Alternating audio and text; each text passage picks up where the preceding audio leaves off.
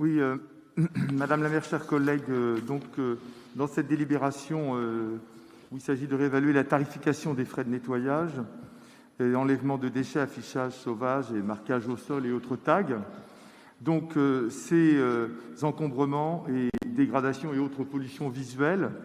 sont un problème ancien et récurrent dont nous avons dénoncé la prolifération depuis des années dans cette assemblée. Face à la persistance de ces comportements, votre municipalité a pris conscience tardivement de l'ampleur du phénomène et de leurs conséquences désagréables pour le quotidien des Rennaises et des Rennais. Il n'est d'ailleurs pas un jour où l'on ne peut constater, en circulant dans les différents quartiers de la ville, de nouveaux exemples de ces dépôts et affichages sauvages qui dégradent des éléments du mobilier urbain, et également de tous ces tags qui recouvrent sans aucun respect les façades des immeubles et des équipements publics, comme ceux de la brasserie Cronenbourg, finalement effacés quelques jours avant les élections. Même les fresques murales ou des œuvres artistiques comme le kiosque Bouroulec ou la toute récente statue du cheval Morvark, place de la Gare, ont subi de telles dégradations. Alors votre volonté de réévaluer la tarification des frais d'enlèvement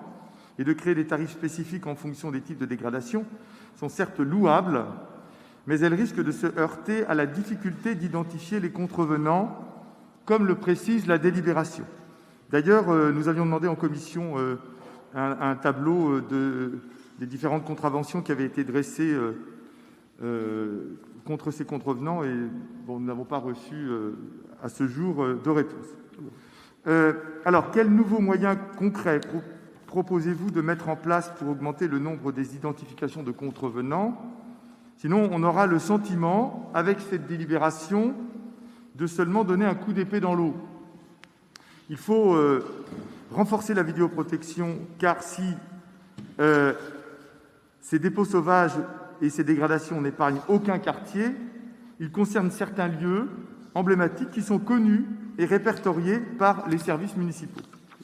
Comme nous l'avions proposé dans notre programme municipal, ces mesures devraient s'accompagner également d'une véritable campagne de sensibilisation et de communication auprès de la population rennaise, et en particulier auprès des plus jeunes, qui sont aujourd'hui très sensibles aux enjeux de l'environnement que ces pratiques et pollutions visuelles dégradent quotidiennement.